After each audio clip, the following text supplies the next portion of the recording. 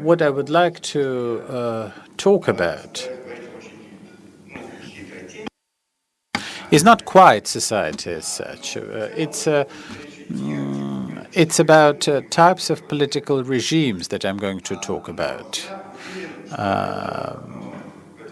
But this speech may well be relevant to the subject of your seminar, because I will try to show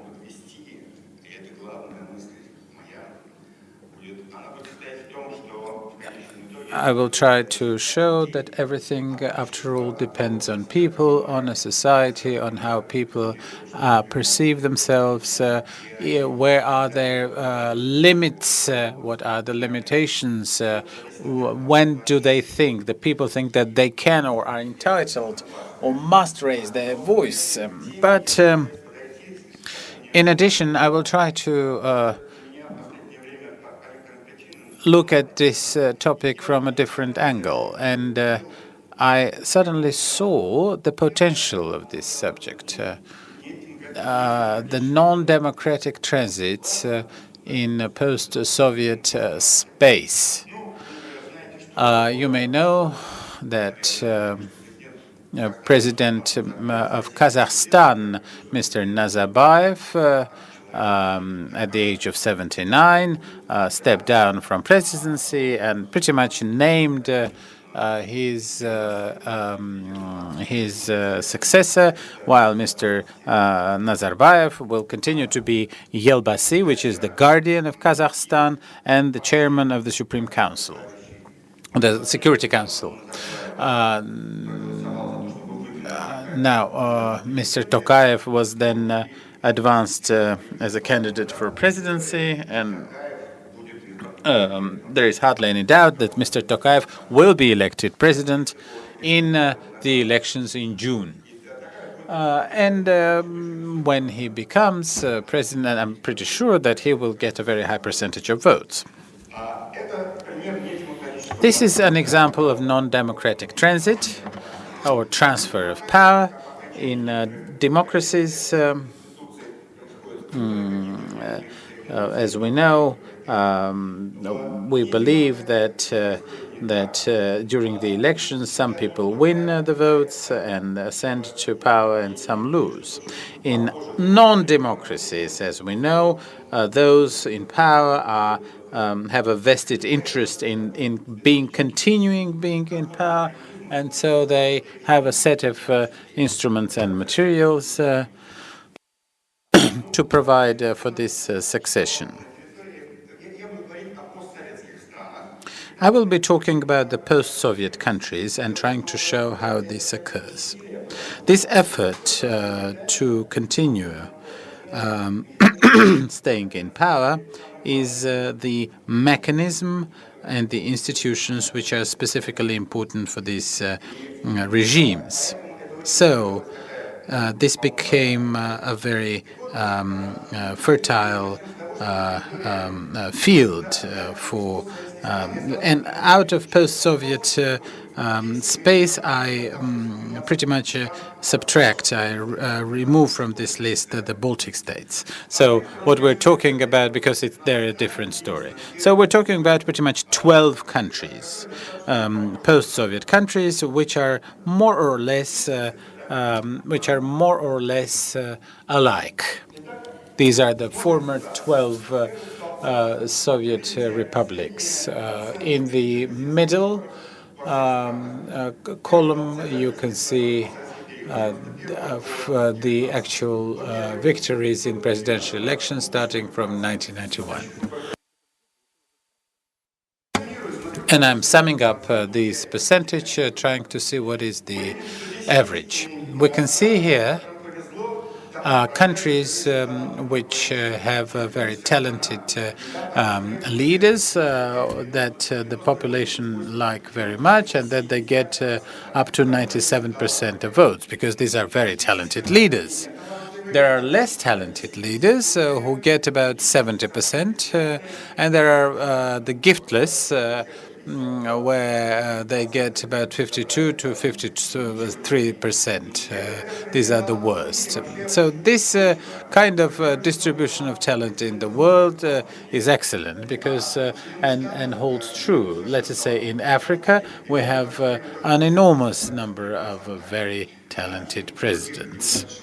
And the same may well pertain to some Asian countries. So in Africa, it's 56 to 98% of voters that they get. So we can see two types of regimes in the post-Soviet space.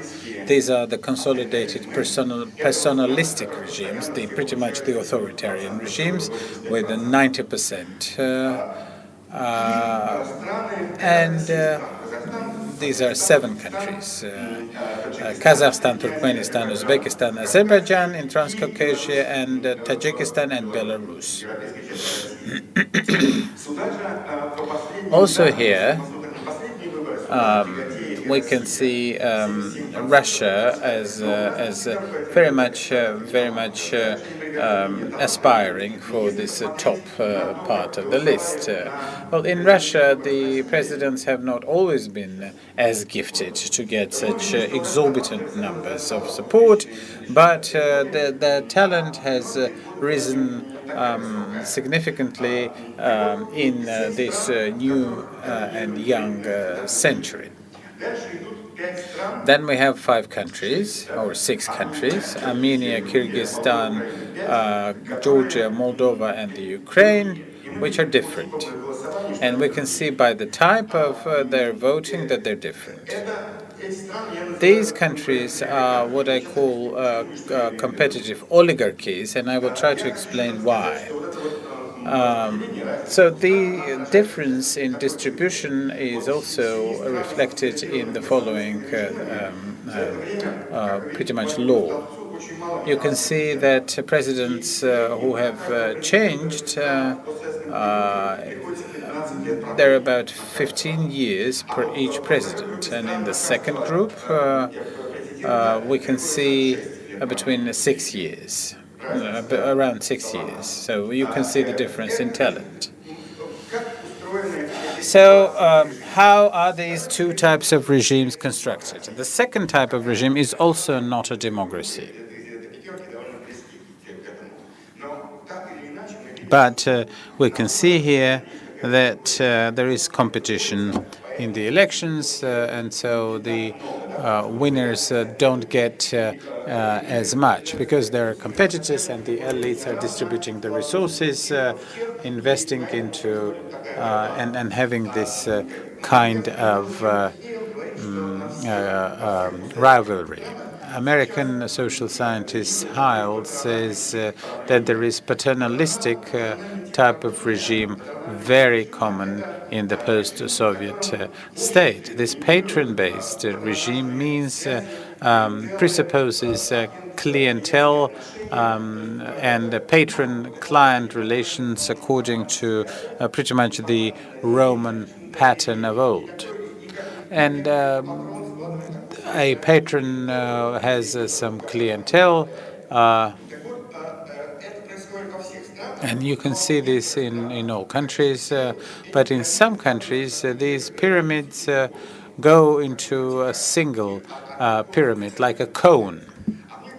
And in some cases these pyramids are made up of several smaller piles, whereby none of the groups may have the upper hand. And there is a certain systemic problem, but the arrangement is still different. And the reason why these patron-based relations are dominant is related to the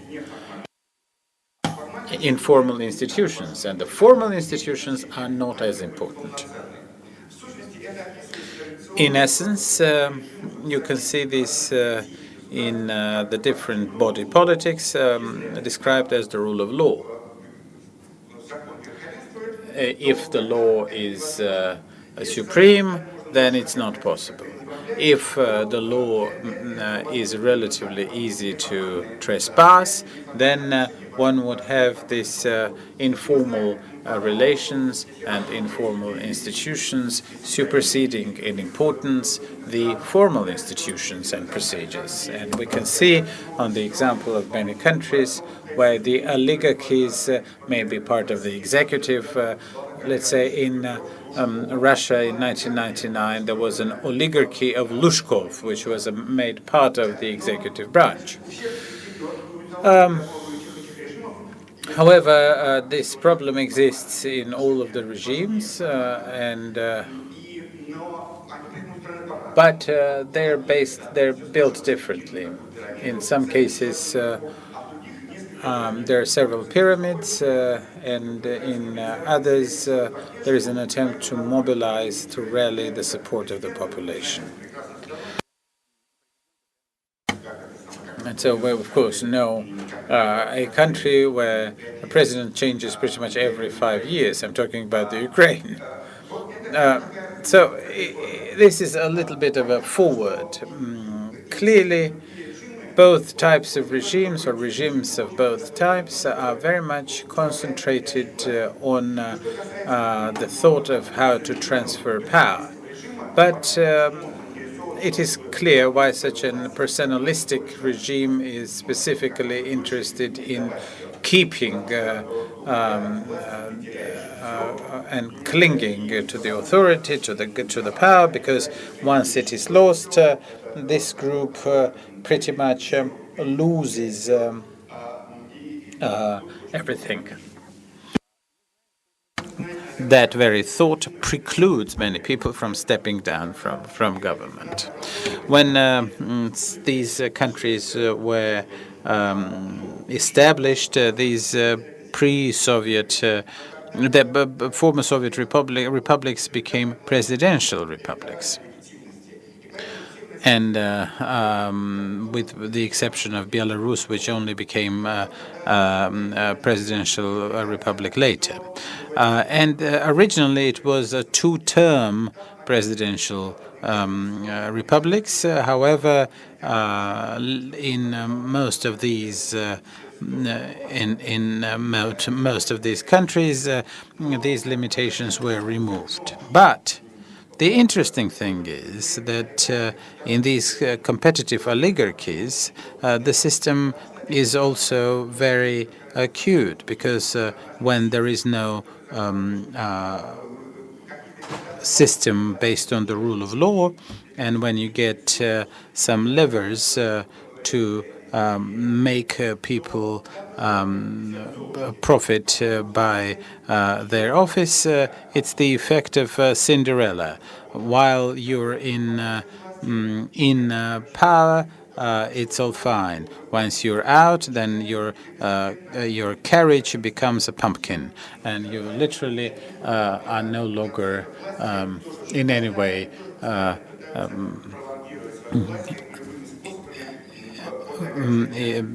you're no longer in good shape, as they say. So in these competitive oligarchies and in the authoritarian personalistic states, this transfer of power is effectuated in different ways. First, let us try. In the 1990s, these patrons, which were in the consolidated authoritarian regimes, were extending their sanction, their terms. They were calling themselves the leader of nation, like the late Niyazov in Turkmenistan, and Emomali Rahmon in Tajikistan also calls himself to be the leader of the nation. So it's almost an institution of the leader of nations, which we are seeing in a number of several states. However, in some of these people have joined to the majority. It was quite often that many of these leaders of the nation evolved from the former first secretaries of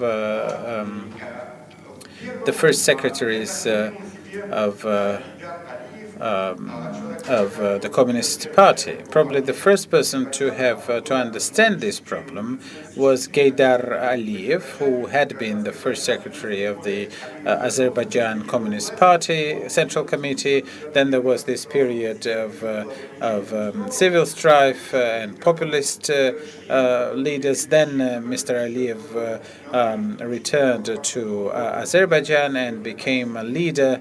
The president, Aliyev, had a son, Ilham, who was the president of the Azeri oil company. So at that time, Aliyev made him his son, Ilham Aliyev, the head of the ruling party.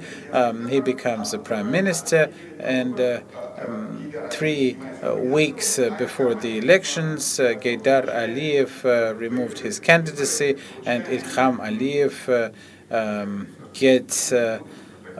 wins the elections with the 88% of support, voter support. Yes, around 88%. I have to tell you that very soon after that,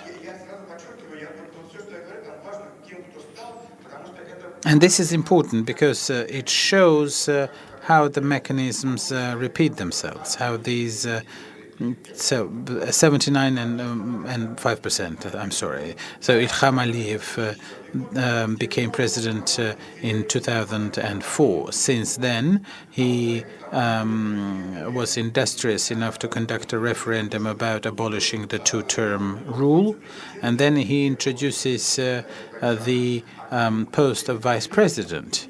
And in 2017, the first vice president post was taken by Ilham Aliyev's wife, Mihriban Aliyev. So this is indeed a classical, almost well-built family rule, where the family is one of the important institutions in inheriting the supreme office. When Gaidar Aliyev gave pretty much his throne to Ilham, he was also pretty much he had to make agreements with a number of clans and groups to try and to persuade them to render support to Ilham Aliyev. Now, Sapar Murat Niyazov, the father of all Turkmen Bashi, a very despotic leader, pretty much a despot, died, and the Turkmenistan regime was. So Niyazov, Sapar Murat Niyazov,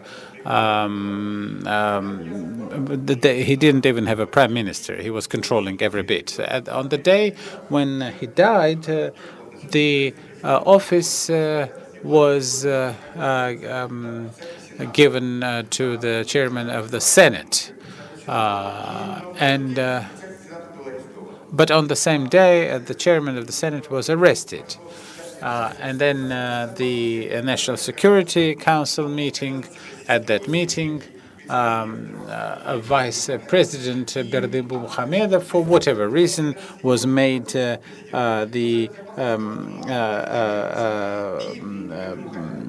acting president. And so he was elected new president of Turkmenistan, who received 89.2% of vote, and the key role was played by the head of the security agency of Sapar Murat Niyazov, Redzepov. He had been the head of the security who was controlling all other security agencies. He was pretty much appointing his people everywhere.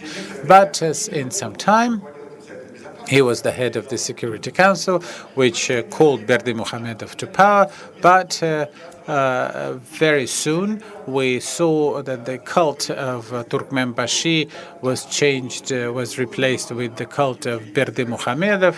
One icon was changed with the other, and then Berdimuhamedov arrested Recepov, his son, and all others and sent them to jail. So such is the story. But at least we now have the cult of Berdil Muhamedov, and we don't have the cult of Niyazov. In Uzbekistan, in 2016, we saw very similar story when Islam Karimov, which had been, by the way, the Supreme Party official in the Soviet times, then. He died, although he may have thought that he would not die, but he did. What happened to the head of the seminar? So he became, he gave his, when Karimov died, the head of the Senate gave his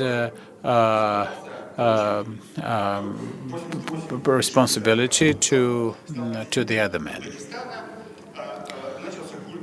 And now we are now seeing the cult of Mirziyoyev. Mirziyoyev started to be critical of the security agencies.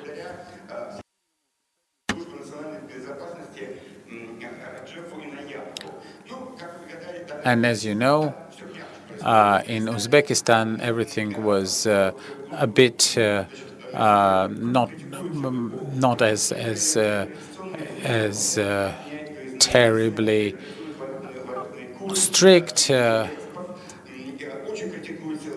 we can see that the current head of Uzbekistan was criticizing the police heads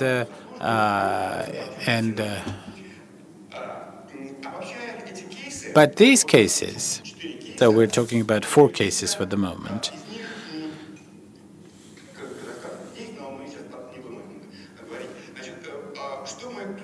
What can we see in these Shakespearean dramas of today? We see, first of all, a very strange phenomenon. First, everything seems to be very seamless. And the fears that a country would sink into chaos after the death of a personalistic leader is not supported. Everything seems to be quite smooth. There are no wars of elites, not many rallies, manifestations, nothing. It's very quiet and generally successful.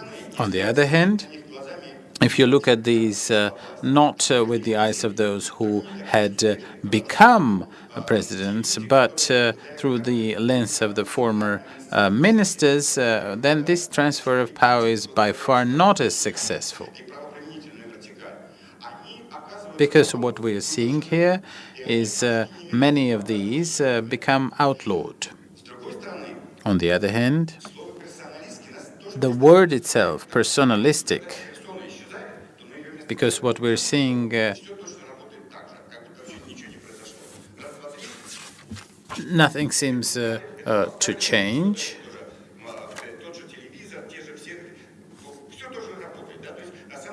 And the personalistic regime is not about the person who embodies it, but the structure of power. And the person itself may well be substituted with somebody else. And when we speak about the institutions of transition, of this non-democratic transit, we have a very important security-related arrangement, as they say, which is the so-called security councils, the contemporary versions of the KGB, and in yet another thing, in every case, the presidential office is taken first by the acting president, some official who becomes the acting president, and then he goes through the elections, acquiring between 80 to 95% of votes. Yet another thing.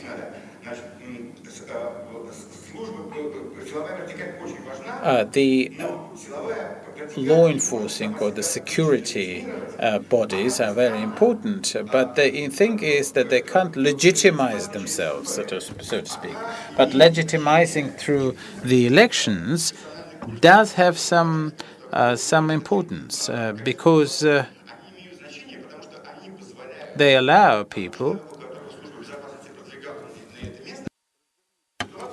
to make these security bodies supplant them or substitute them with the actual new people. And we can see the same on the example of Ilham Aliyev, who was able to reportedly expose a conspiracy almost a year after he ascended to the Supreme Office.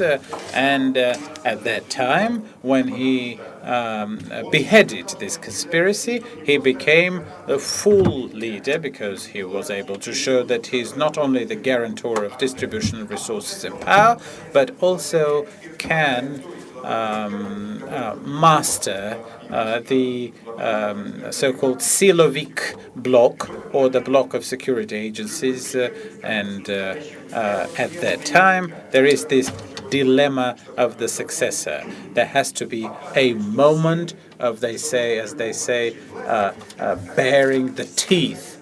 And then when he asserts his power, when he can show that he's ruthless and arbitrary, he shows himself to be the master, and then he will be obeyed. As I put it, Kazakhstan, sorry, if we just have time left. Well, we now discuss the first type of despotic transfer of power. Second is known as administrative or electoral.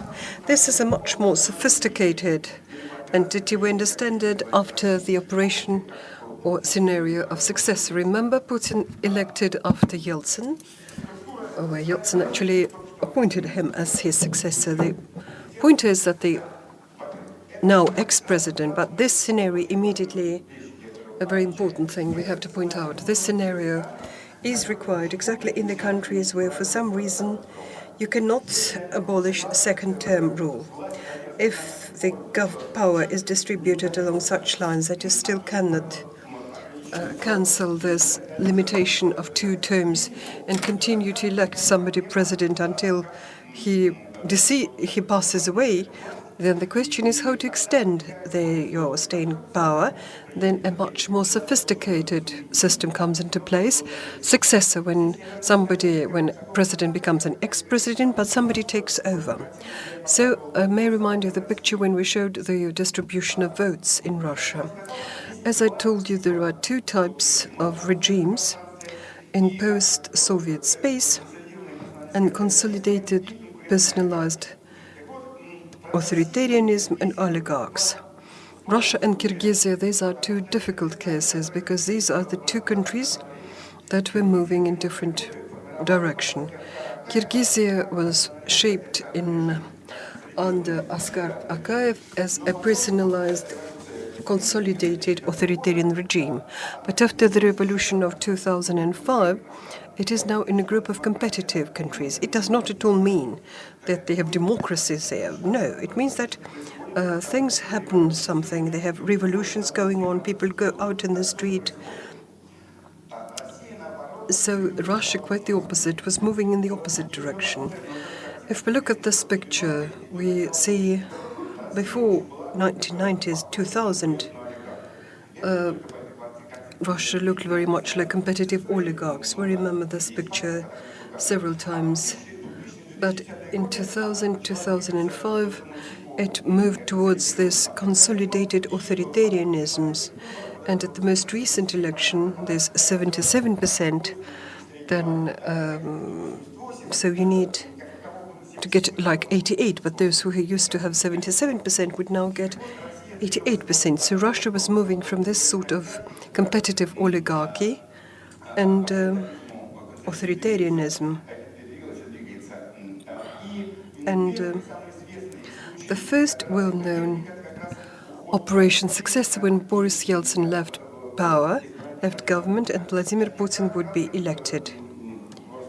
May I give you what it was all about? Boris Yeltsin does appoint somebody who almost nobody knows, some bureaucrat. First, he appoints him as president, chairman of KGB, then chairman of the Security Council, and then prime minister.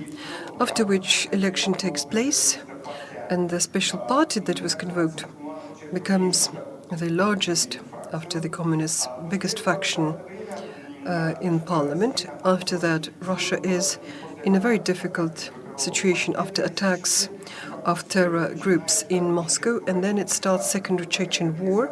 We see mobilization of national military sort of to fight the enemy. And Yeltsin leaves early his post. He says that the prime minister, that now it is the prime minister will be acting as president, and 4 months' time, as acting president, is elected president. In this algorithm, we see very many things that we saw in despotic model. Again, silovik, premier's office, you have to start exercising your authority before you are elected, but there are still some other elements in place.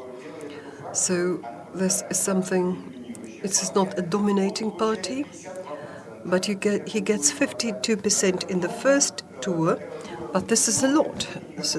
But this is not at all total domination, and his popularity matters greatly. This is indeed where he is a very popular person, and this matters. Even his chief opponent, Pushkov and Primakov, they don't really want to be run for election because they understand that his administrative resource and popularity as electoral resource are so high and you would much rather lose, and they go for a deal. And this is why we call it administrative and electoral model.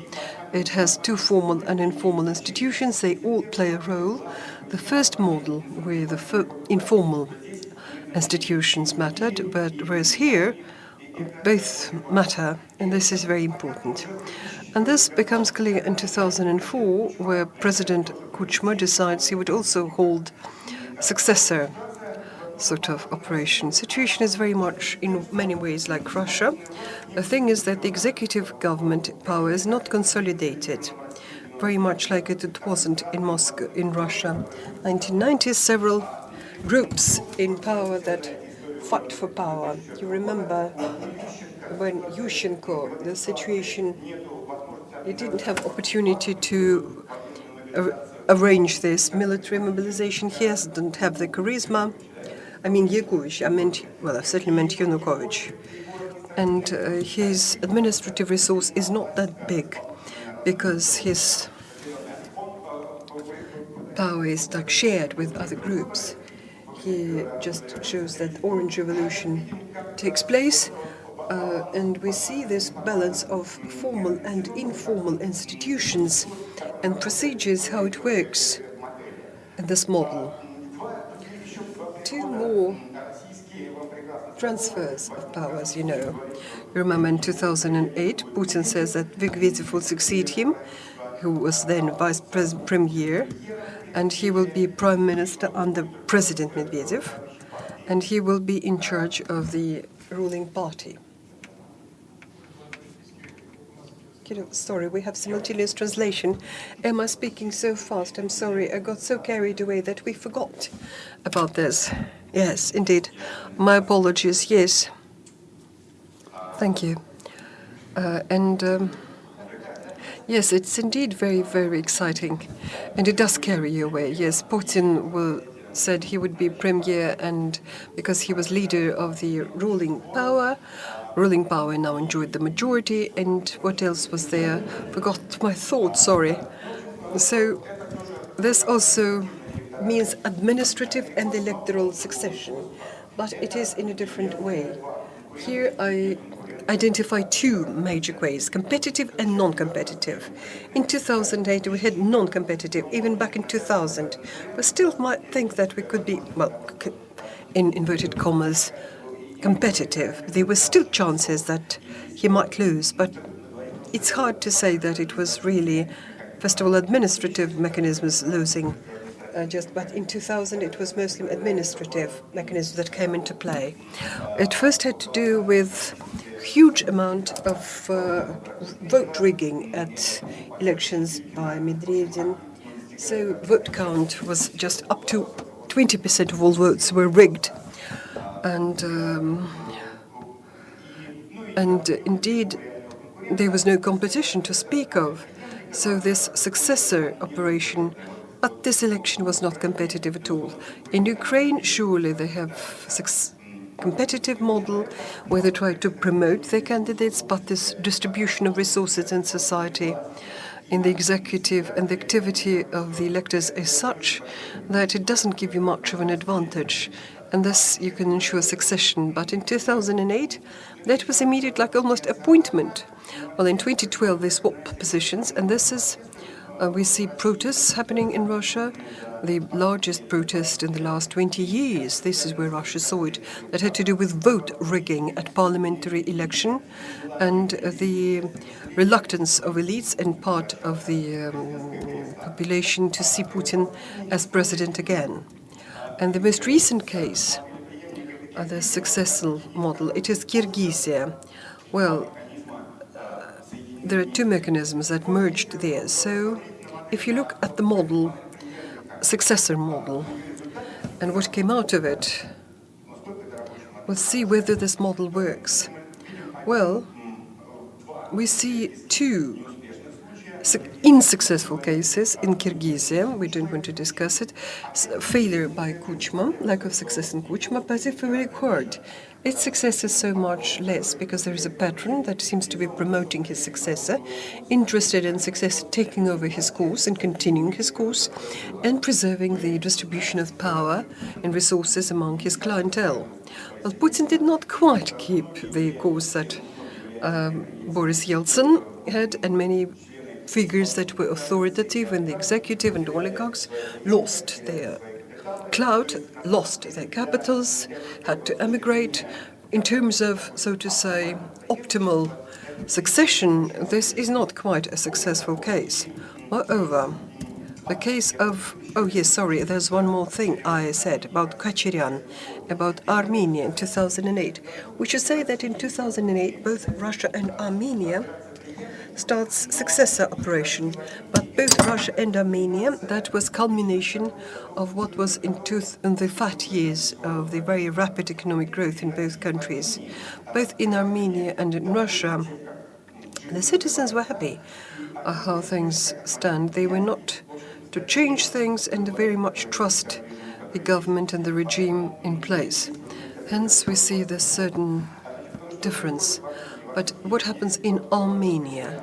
Robert Kachiryan, his 2 terms in the constitution end, his closest ally still in the army of Karabakh in creating the Republic of Karabakh, Serge Sarkisyan, first took the posts of the Minister of Defense in chair of the National Security Council, as always. And Kachiryan says he has to be elected president, then he's elected presidents. But this happens with some elements of competitive situation, because there is Leon Petrosyan, who was very active there, and Sargsyan got 53% of the votes. And we do know that the election does matter if such low percentage. But again, it was in the first round.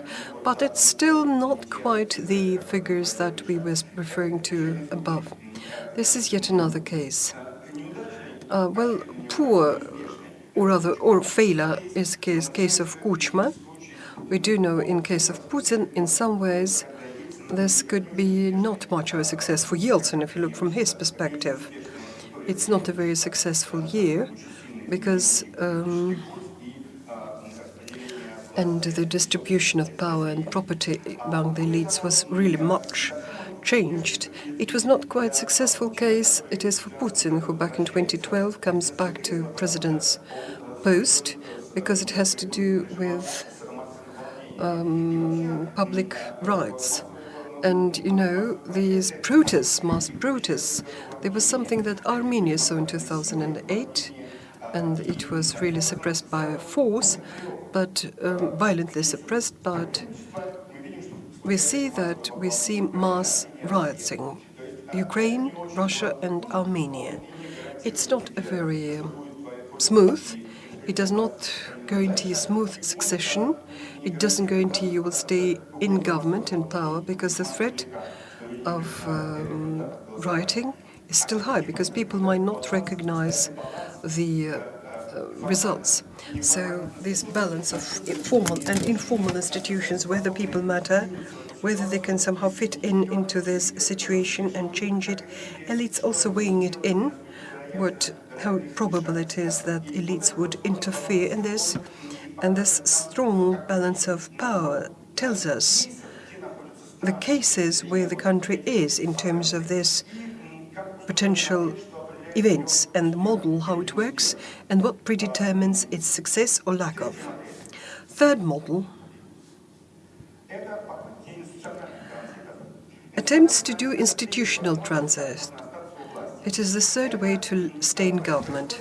This happens usually in even further advantaged country, where you cannot cancel this ban on more than 2 terms, and you can't find a good successor. Then they invent that somebody has to stay in power, but in a very different capacity.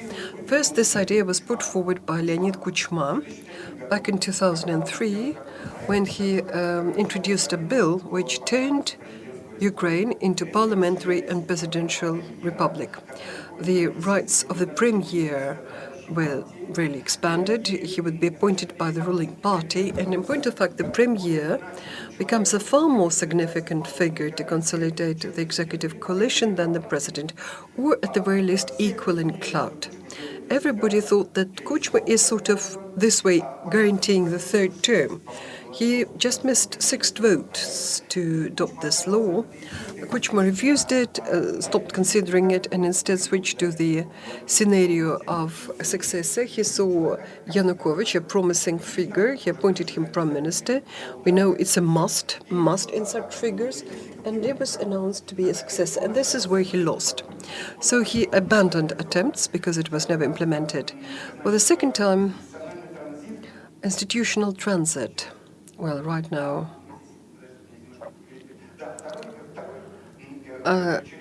Kachiryan, just accidentally since 2008.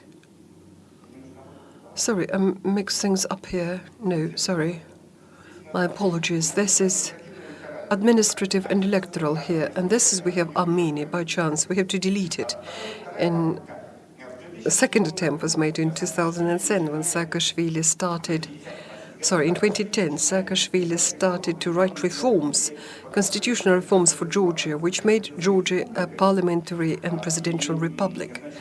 And the premier will continue to depend on the ruling party that will promote him, and in point of fact elect him on behalf of the ruling coalition and the ruling party in parliament, and his power is no less than the power of the president.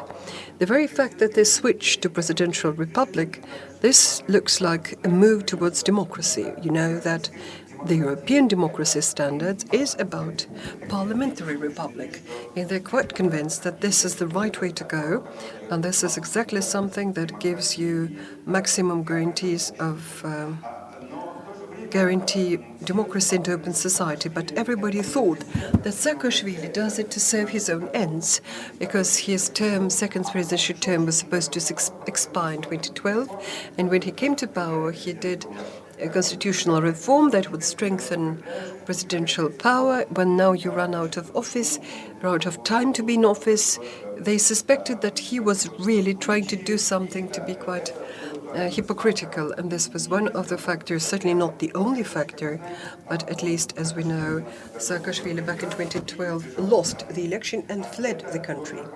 This also was a failed institutional succession. When we need to change the structure of power to leave a person still in power, whatever the name of his post is. Well, this third case is Kyrgyzia. Well, this is a difficult case. It brings together two models, successor and institutional model. After the revolution of 2010, Kyrgyzia adopted a law where the president could be only elected once. This sort of law and model works in many Latin American countries, where president can only take one term, usually 5, 7, even years, but only once.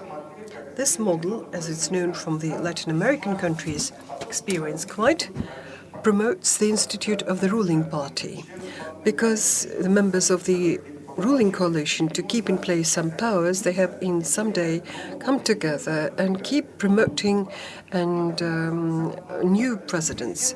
So it's not the president that he's always in his office, but those people who agree that he will be elected president. So it doesn't have to be a democracy. It can very well be authoritarian.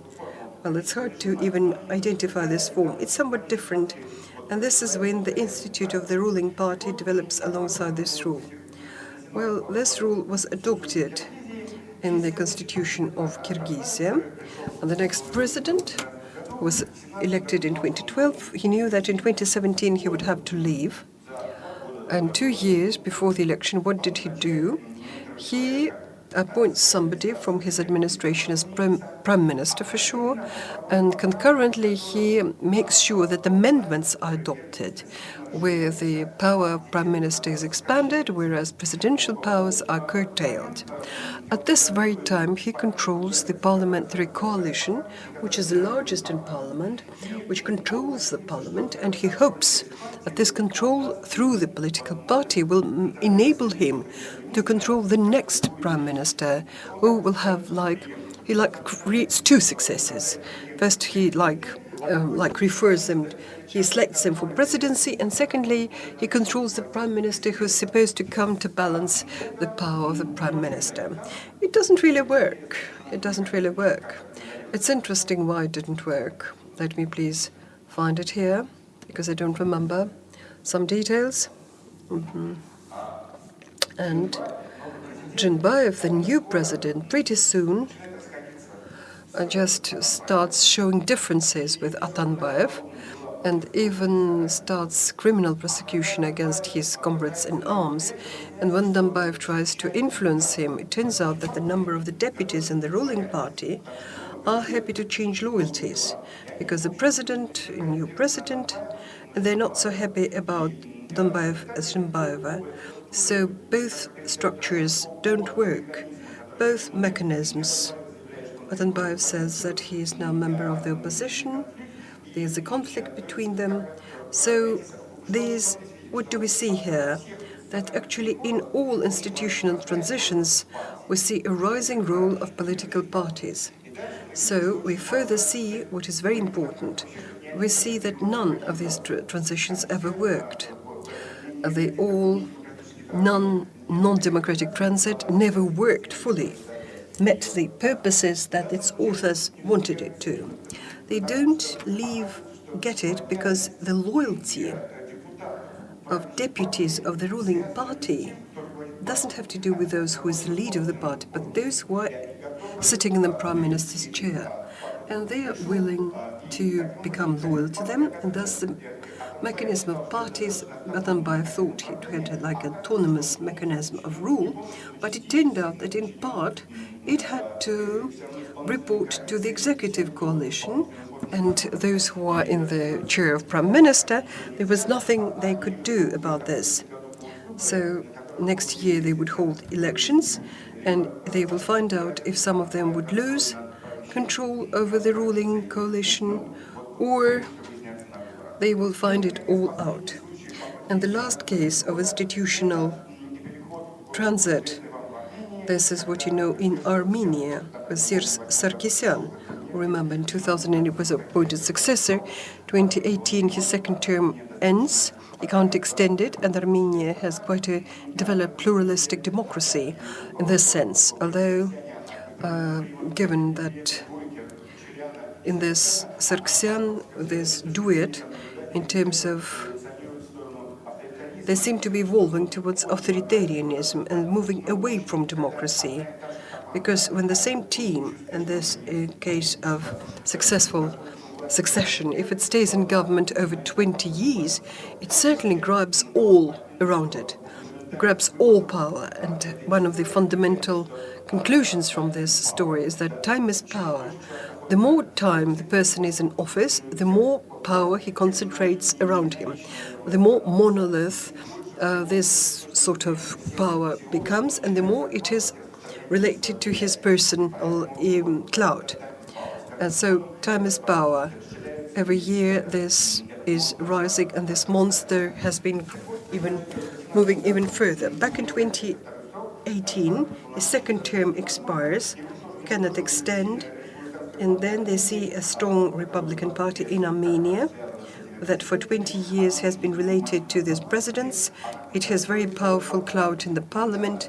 It's controlling much of the parliament. It's the largest faction in the parliament. And Sargsyan, as we just got it, wanted to transit to parliamentary and presidential republic. Just because the elected president is they just think that the president will be elected by the parliament. This was a new model. What did he need it for?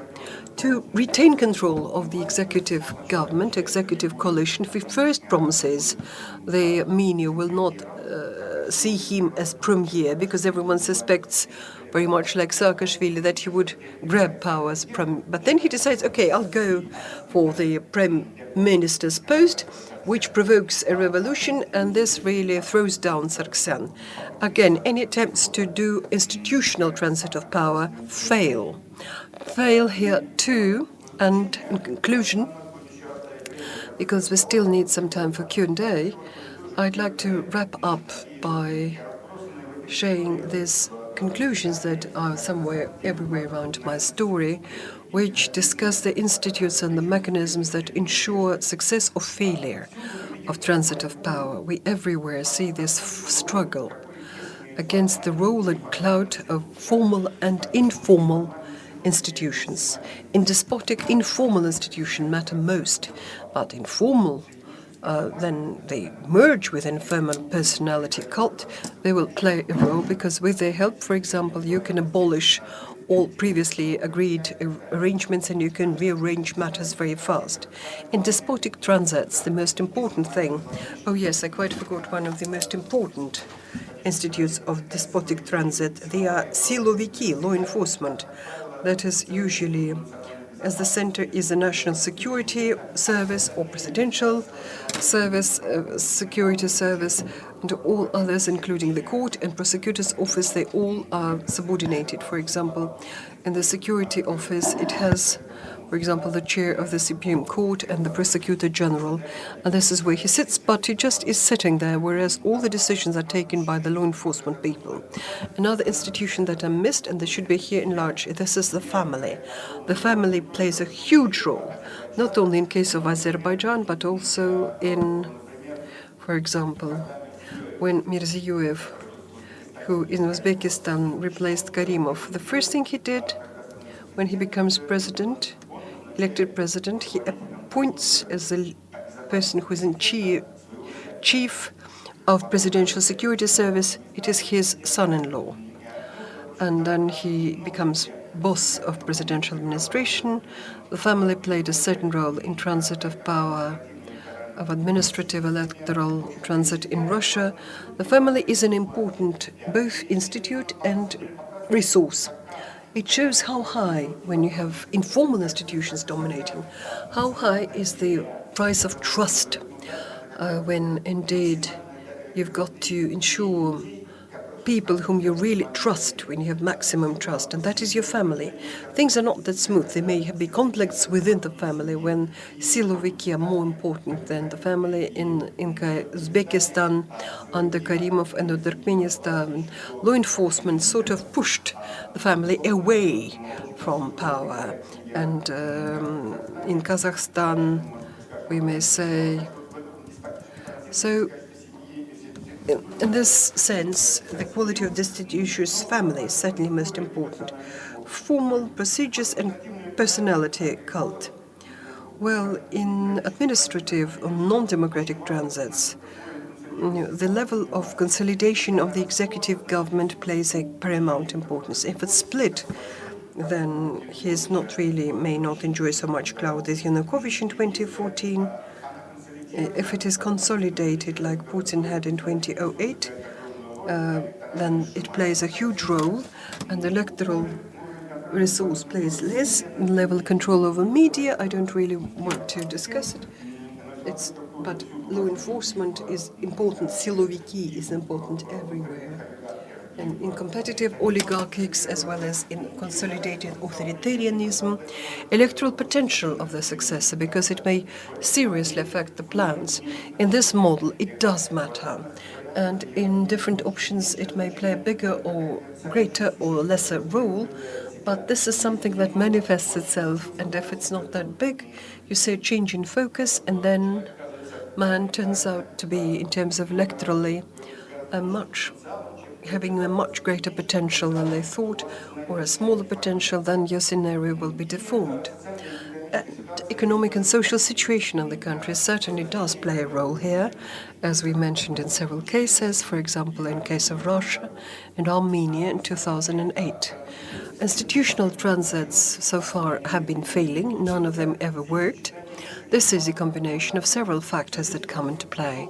First, we see high competitiveness of the regime, where we do see such models, where they pick this model because it's impossible to choose any other options.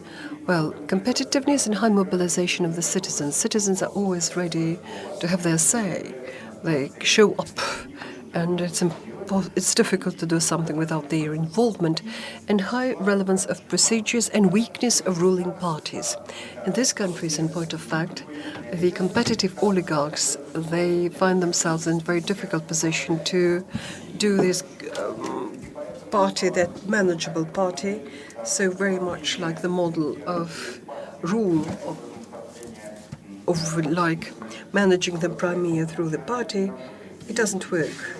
And in this way, it's very difficult to rely upon the Crimea because it is a weak institution and it's all post-Soviet space.